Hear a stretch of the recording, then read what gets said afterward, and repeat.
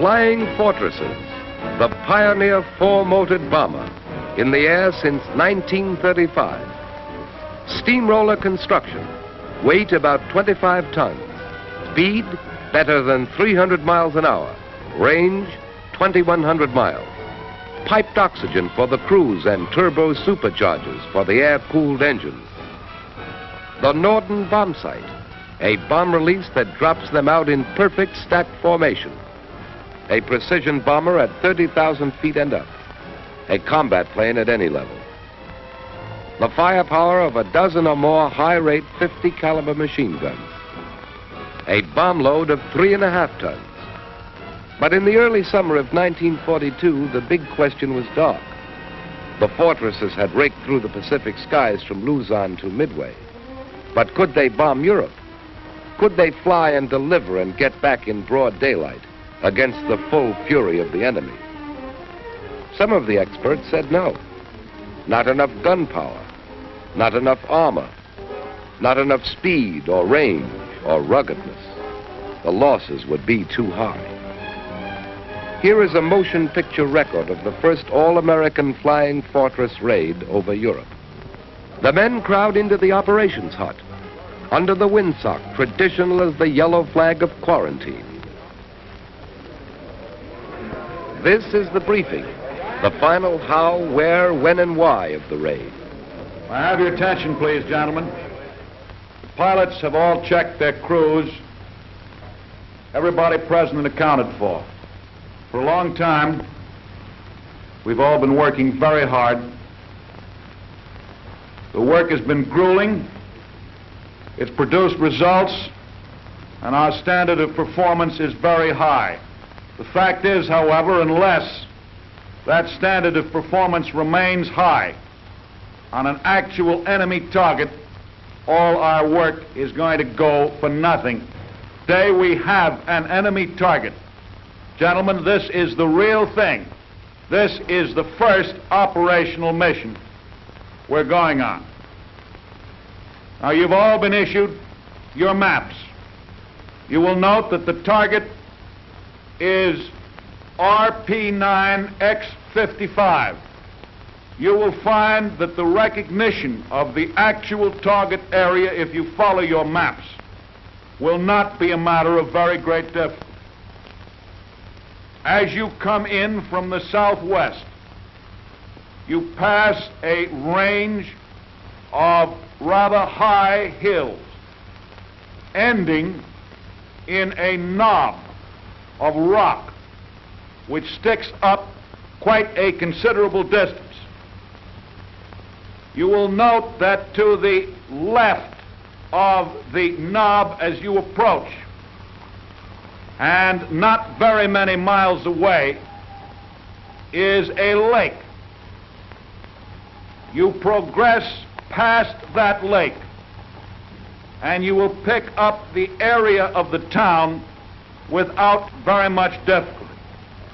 Remember, when you approach the town, what your indicated altitude is going to be.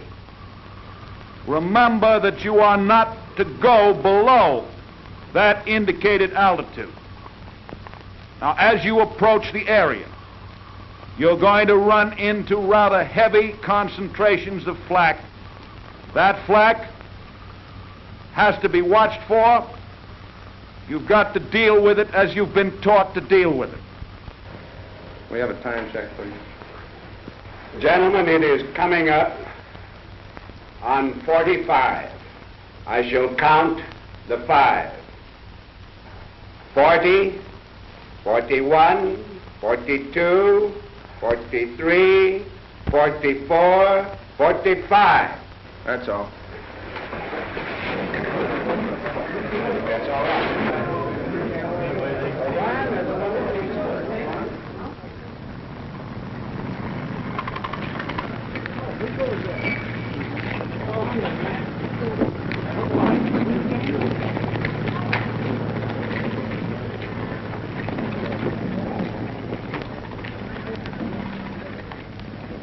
Ten men to a ship, the combat team.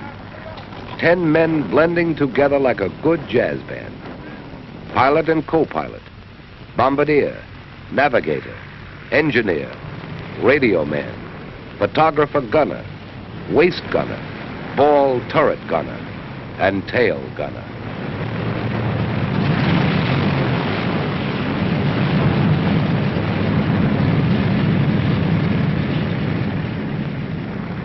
The ground men pull the chocks and the first plane hauls her nose round into the wind.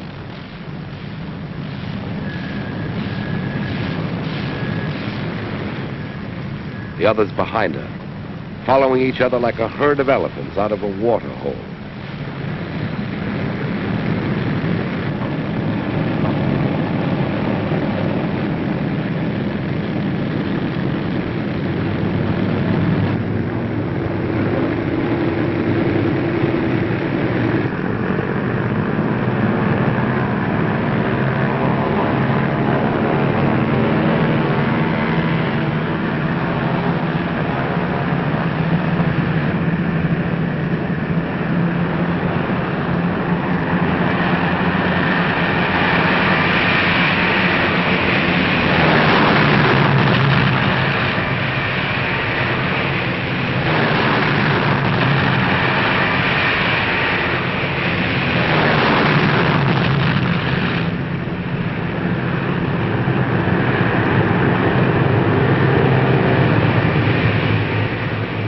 The fortresses seem to flatten down, gathering way and lift, out toward the continent, out toward the enemy. The ground crews watching and hoping. Their half of the job done.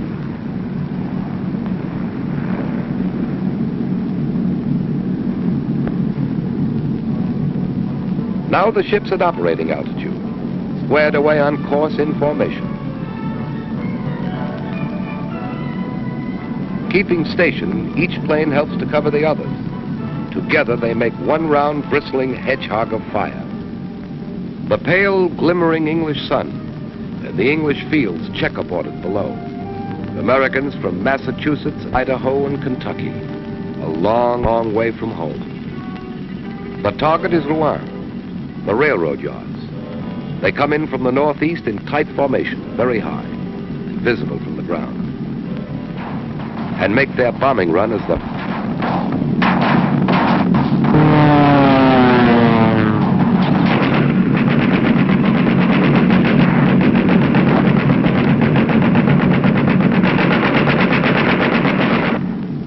all away, the bombardiers shout.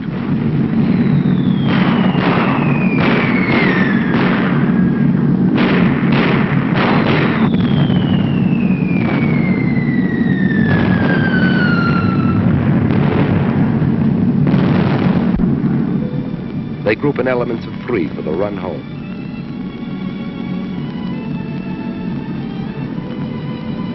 Mission accomplished. All B-17s return safely.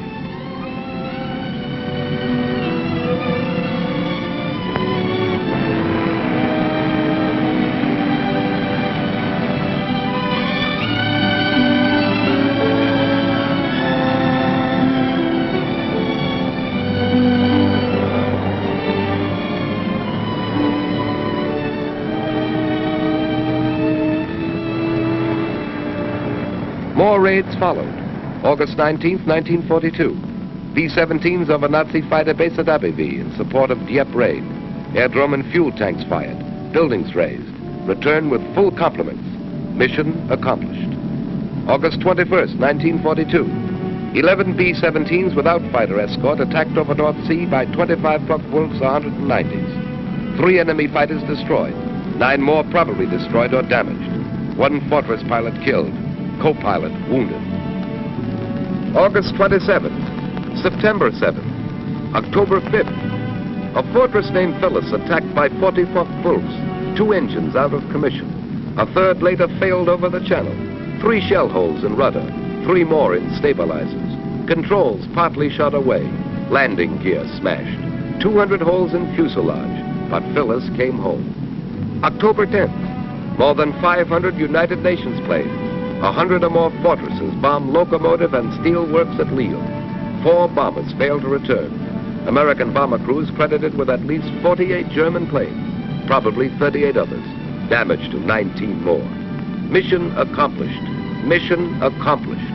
Mission accomplished. In the Philippines, at Midway, in New Guinea, in the Solomons, over France, over Germany, over Italy and North Africa, out over the Pacific and the Indian Ocean, the North Sea and the Mediterranean. America's flying fortresses are blasting new patterns of victory.